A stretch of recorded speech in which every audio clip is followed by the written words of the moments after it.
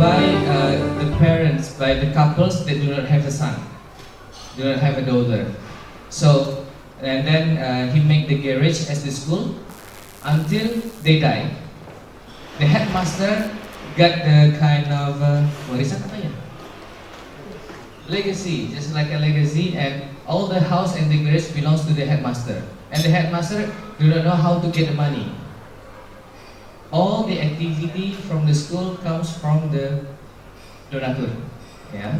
And then my friend worked there and tell me about the condition there, and I'm just asking at that time, what can I do for you? And he said that we need for medical equipment. Okay, and then I sent my team go there, and thanks God, now they have a UKS Indonesia called UKS, Unit Kesehatan Siswa. There's a special for the medical for the students. This is, and this is like what I said to Elmi before. I've never thought that this activity is gonna be crazy. I never thought. I never have a dream like that. But a week ago, my phone was ringing, and somebody said that, Bio, we are from Astra Group. We are who create the Satu Indonesia Award 2019, and we would like you to become the nominee of our award.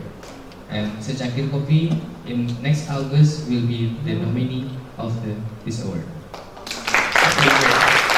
And then talking about RKJ in a simple way, there's Secangkir Kopi, and now the RKJ is just like this, which is I thought you that we have in 514 cities, but in Rumah Kreatif Jogja, actually that's the combination between Rumah Kreatif BUMN and co-working space, which is only 4 in Indonesia, and it was founded also again by me and Mas Yudo. Yeah, and it is start in Yogyakarta, and nowadays you can find also in Makassar, you can saw in Solo, and you can saw also in where's Mas? Malang. There are 4. Okay, this is the area, and guys, please do not imagine this the professional area. That's for the farmer area. That's for the craftsman area, where all our members come from the grassroots, and how to make them think big is prepare the area for the working more comfort for them. That's what we make. And the vision of RKJ is we are going to become the business enabler, which is in those areas we can provide the integrated learning center, and we can make it sure all the business, I don't care the small or the bigger business comes there and it's gonna be grow. And then one thing that I'm always concerned about is how could you make impact to your social. So we put that as our vision. And then this is the member of Rumah Kreatif Jogja, from the student, university student, from the organization of the young person and community, and then a farmer, and the fisher, and the seller, and a lot of, not like the incubation business others in Jakarta, especially Mas Sunil. I know that you are surprised with this. Yeah. And then this is the positioning that we create is we are going to help them. We have a program to help them, to promote their business. Like today, ladies and gentlemen, you can see the stand in behind. There are some product from our member, and they do not know that we bring it here. So every time and Mas Yudo go traveling everywhere, just like today, this one, my scarf, this is the product from our student. And this teaser is also from the student. That's why I said to Bezi, I don't care if the ministry asks me to come to his room. I always use like this. I'm just saying, come on, if you really want to help the people, why don't you use that? Why I have to use the tuxedo, which is I go to the mall, to the department store. But this is I buy directly from them. So. And then also our positioning is opening the network, yeah. And Rumah Kreatif Jogja has the job is to make it sure the quality deliver to from them to the market, that's very good. So that's our job. And then our job is also give a training and blah blah blah, and then give a recommendation to the bank that have that working with us like that. So this is the product of our small medium enterprise in Rumah Kreatif Jogja. You can see it. I guess that some of you will say that's funny, huh? Okay, that's not funny. That's amazing. Because of what? This is a waste patchwork, where the confection cut the kain, yeah, and then there are waste. The waste put in at the t-shirt. And you know, guys, who is the penjahit bahasa Inggris apa? Huh? Tailor. Who is the tailor? The tailor is difabel. So for me, when I teach, when I'm guiding all my students, I'm just making sure you have to be impeccable your business to another one. Because of what? Today we have a SDGs, right? In United Nations, which is we have to help another people also. So that's why this product actually just launching 2 days ago. So I bring it here, and the owner doesn't really know that I bring the product here. Yeah. So if you want to see, there is available there. Yeah. Okay. And then also this, you can see this like apa? What we call this necklace. It is made from the wood and from the resin. Resin is just like a liquid chemical, which is, you know, in Yogyakarta, for some fabric, they throw the waste of the chemical to the river. So my student takes that, and then there's the waste of the wood also takes in a slum area, and then change it, become one accessories, and it is more valuable. So I said like this to my student, come on, can you imagine if someday this business could become the big company, how many waste in the world could be reduced? So if you really care about the work, guys, I think that's gonna be one way to help the work better. Yeah. Oh, come on. I sound like that. And this is our oldest member in Rumah Kreatif Jogja, 63, if I'm not mistaken. Is there anyone 63 here? 63. Okay. 63 years old, which is when this man come to Rumah Kreatif Jogja, he opened the shoes. He think that if in the carpet we have to open the shoes, and I said that come on, it is not mosque, yeah. Ini bukan masjid, saya bilang itu. And when years ago he come to Rumah Kreatif Jogja, he cannot use smartphone. But nowadays he can sell his product with the smartphone. And almost, if I'm not mistaken, 15 years become the shoe craftsman. But with Rumah Kreatif Jogja, we suggest him to make a brand. And then we suggest him, and we together with him show the market. We make the market research, and guys, I need you blessed. In August he will launching for 200 product each month with the name his own brand. So I said also to all of my audience in seminar, there is no reason if you want to success. Yeah, if you want to success, don't give me any reason. But if you give a reason, don't be success. Yeah. Okay. And this is the last one. I still remember when I meet this girl. He is a tempe maker. You know tempe, right? Tempe maker. Yeah. Tempe maker comes to me and said to me, Mas Bio, I need your help. Okay. What can I do for you? I start my business make a tempe. Okay. How much you can make money in a year? At that time, only 5 million rupees. And then in 1 year, I give a direction, and then kami terus dampingi. We cooperate. She is also a good girl, want to learn. After 1 year, the onset in a year become 55 million. And last year, when we opened the financial report, it is 175 million in a year. And guys, again, this girl is developed, have a different ability, and she has employed 3 persons who also developed. And those and the tempeh also have. Do you know, if you know King of Tempeh from Japan, Restaurant Tempeh?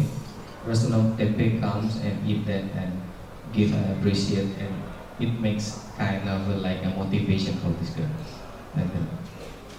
So back to the human enterprise. Once again, I do not know. You know better than me. I'm just a people. I'm just a man who working in a way. Okay, that's about it.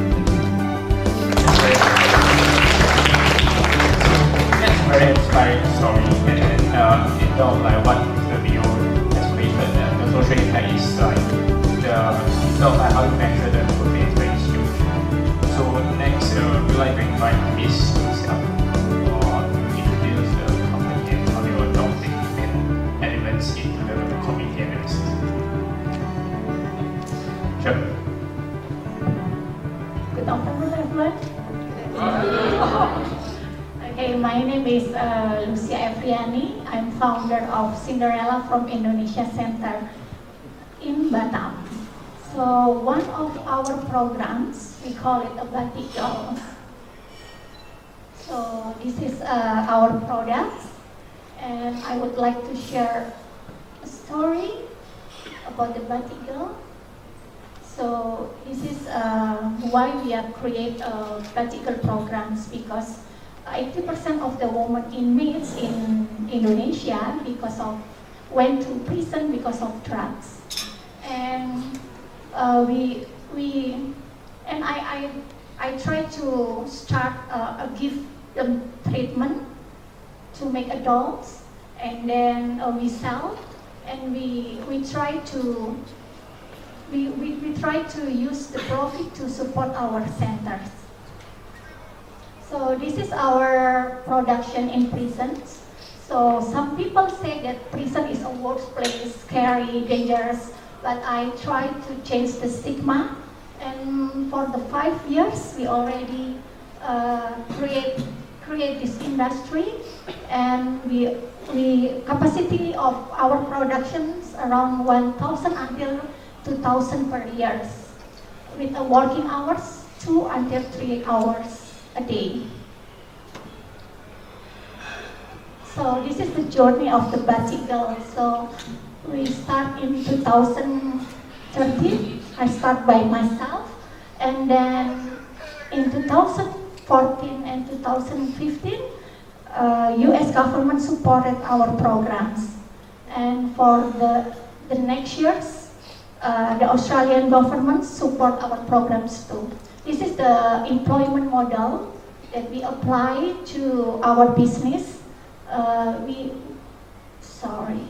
We create a job for women inmates in 3 prisons in Indonesia, and then we give them training, and we also support the material, and then we try to sell all over the world.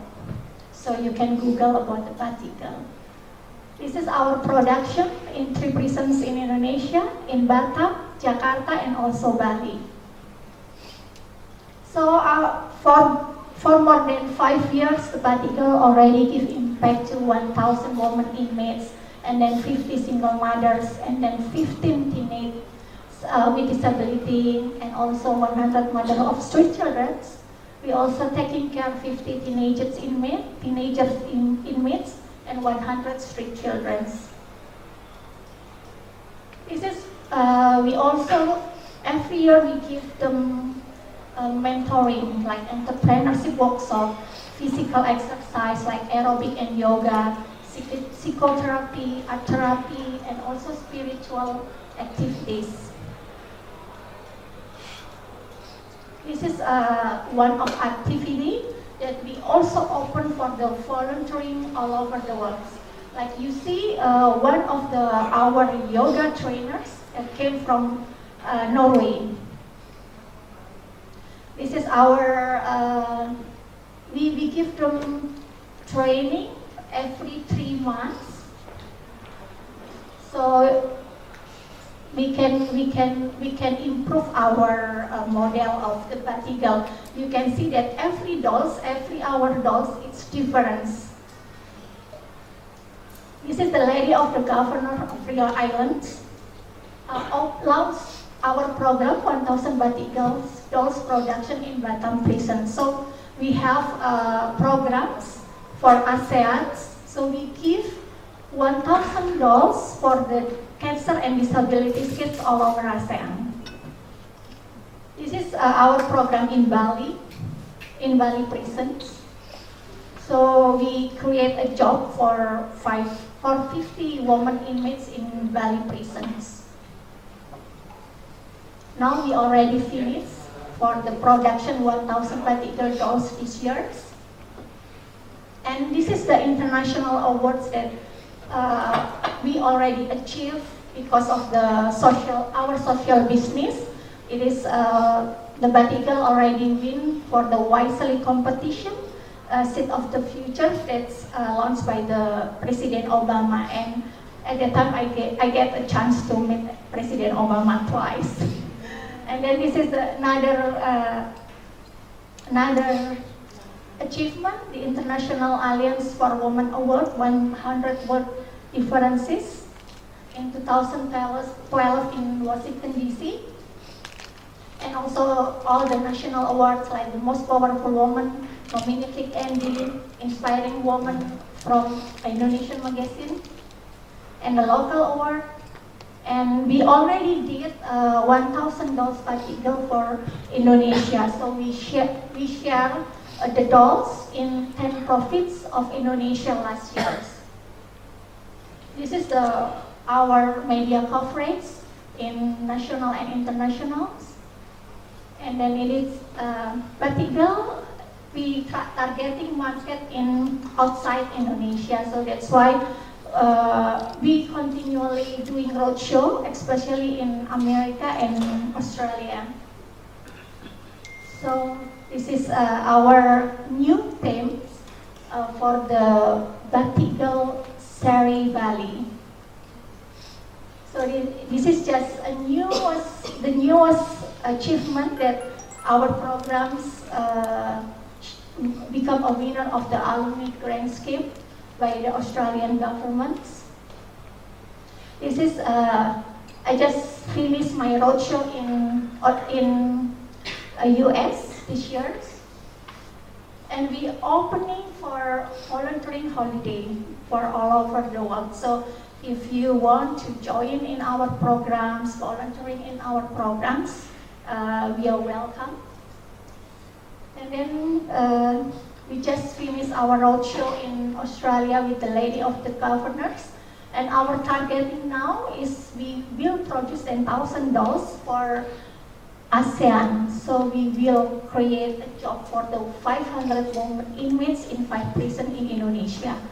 And for this forum, I would like to collaborate, like Madam Pamela said yesterday, that collaboration is very important to make our friendship stronger. So I would like to support with this community that I would like to give 1,000 dolls in your country for the cancer and disability kids in your country. So I just need a help how these beautiful dolls can deliver to the cancer and disability kids in your country. So this is my first initiative to make our friendship starting from now. And then this is our campaign, international campaign that we will already start next month. And then it is we also have a batigal for disability. So it's already launched by the Minister of Education and Culture, supported by Intel company.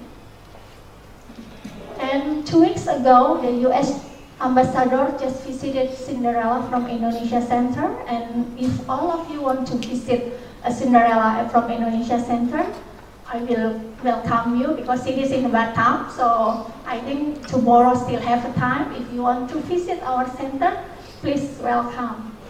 And then this is if you want to contact or know for further information about our programs, you can see our website in cinderellaindonesia.com or CFIC Batigal, and then our Instagram Cinderella from Indonesia, and our email in lucy.kknv.batam@gmail.com. I think that's my presentation about the social that I be empowering more than 500 women inmates in our prisons in Indonesia. Thank you. It's very inspiring. How you actually empowering those underprivileged, underserved people in Indonesia. Yeah. So next we would like to invite Mr. Ahmad to Hello everybody. First of all, I'd like to acknowledge Elmi and her amazing team for this amazing event. Right, not easy to do event, so give her a big hand. I'd like to acknowledge also and thank from the bottom of my heart all of you who came here today to be and to listen. You know, it's a gift and awareness that you all came here. You are very special people. So give yourself a big hand. I know one very special person in my life, which is my wife, right? My co-founder, my soulmate. Right? We have been through many up and down roller coaster journeys, you know. And then when I hit rock bottom, she was the only one that was actually believe in me. He didn't see me for my whatever material position I have, but he saw me for my potential. So I love to acknowledge her. I'm a social entrepreneur, right? Before I start out, events or like the belief that you believe make you start this social enterprise? actually they started the video, so actually that I'll answer your question in a short while because it's part of my Okay. The human beings, they're just like us. I noticed there is a missing link between people who have and the people who do not. So I started spread awareness to bridge that gap. The low income single mothers, they never worked before, and now without a husband or a breadwinner, they're supposed to fend for themselves. Apa orang tak ada masalah, dia jaga sikit, tak ada dah macam tak masalah, tak ada dah sikit dah. Enggak banyak jaga, buat kuih, buat apa, jadi kan. Dia ada macam kita cara berniaga macam mana, kadang-kadang nasihat dia ada kalau kita nak berniaga, kalau kita nak berniaga kita tolong orang, bantu orang. Motivate them, we encourage them, and to see their value and to see their worth. childhood, right? And also mental health problems, right? In just the last 2-3 months, we have 2 refugees who actually committed suicide. They just gave up. They couldn't handle the depression, the pain, and they just committed suicide. One boy just went to a condominium, a Chilean boy, he just jumped off the building. Just like that. He didn't see there's any hope, and he was very good looking, very handsome. So it's just a waste, you know. So another one is the crime rates will definitely go up. Like if you see in countries where there's uprising, right? It's because people don't have access to food, even basic necessities. So they will do things sometimes out of desperation. They're not bad people, but sometimes they just do it because they have to do it. So in 2013, I had a turning point in my life. We were doing program for sex workers, right? And during this time, we met the people, asked what are the challenges, and I met a 60-plus-year-old lady, and I was very emotional because this lady, she's my late mother's age, and she shared with us. I tried to get out of my sex trade, you know. I tried to ask help from my family members, my friends. Everybody rejected me, said I'm no good to the society, I'm rubbish.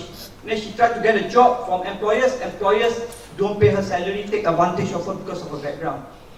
I spent days crying. I just said, how can we as a community allow this elderly woman to be in this state? And she's not the only case. There's so many other stories, but she's one of the things that actually made me have a turning point. So I was like, days and days I was crying, I was praying, how can we provide long-term solutions for them? You know, we can't just keep on like we used to do, street feeding, give them food, but the food does not, I mean, it's necessary when you are starving, but it does not solve your long-term problem. So what do you do? I was from an urban family. For parents, I'm a single child. So I do understand about the parents, my especially my mom's, their difficulties of raising children up. And then they have to actually go through a lot of hardship to actually bring us up itself. So I've seen a lot of cases, and then I feel that there's a need for us to actually contribute back to society. So the main thing for, I think, for enterprises and outside, you know, all the different businesses, SMBs, small medium enterprises, is that they have to understand that not just doing business, but they have to know that doing business with having a profit, but they can also contribute back to the society. So I started up with a lady which is Kaila. Basically, she is a single mom before, so she actually started this charity group called Wondering Woman Jam.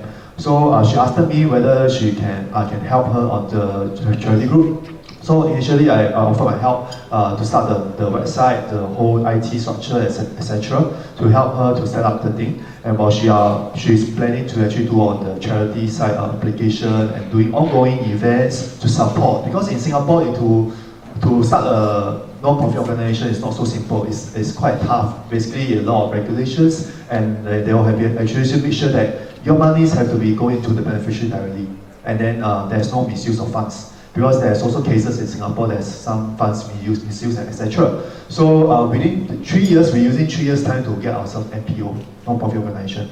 Then that is something that we have achieved so far. And then moving forward, I think she has really done a very great effort.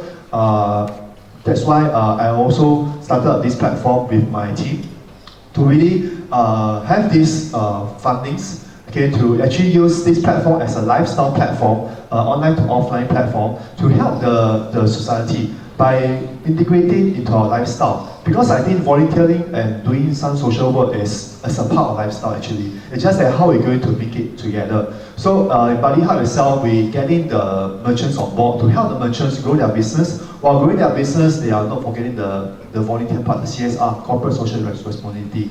So this part that we are always trying to actually educate all our merchants over there.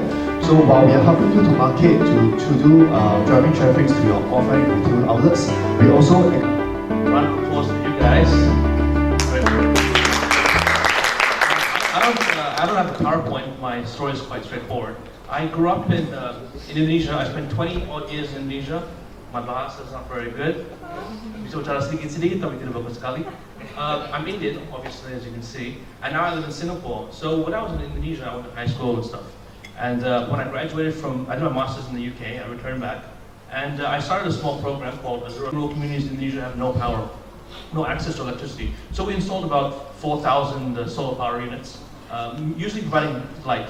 They don't have any light in these communities, so light seemed to be the cheapest and easiest thing to install. So 2 years ago, I left to Singapore, and I wanted to take a step up, and I wanted to maintain that social relationship with Indonesia. So what I do right now is I have an impact fund called the 8-4 Capital. 8-4 Capital provides smallhold farmers throughout Java. We provide loans for them so they can actually start, they don't have to resort to, we have some financial stability for them. The farmers in Indonesia face a lot of financial hurdles. First is collateral. They have very little collateral, so they don't get any real loans from banks, MFIs on it, loaning to them either. They're pretty risky. Overpopulation city that produce too much carbon dioxide that many motorcyclists and riders, and they need to inhale so much in their daily commuting to their work, and also the inequality in terms of the welfare. And I think that's really inspiring and very good movement and companies, and even for the capital side, they are creating that kind of like social impact. So I think I will end the panel session here. So thank you everyone. Once again, thank you everyone for all the panelists. Ladies and gentlemen, laureates and the speakers.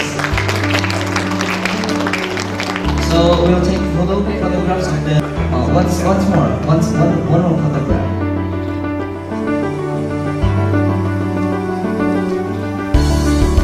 Okay, thank you, Lawrence and the panel. So this is the end session for this afternoon, and later we will have a break, a dinner break. You can go get some rest, or you can go networking and stuff. And the dinner will be served at 6 o'clock in Taman Serendip. It will be on the second floor, and we will have a barbecue there. We can reconnect with each other, meet new people, connect, to collaborate. Basically, Mandela will meet again after the dinner.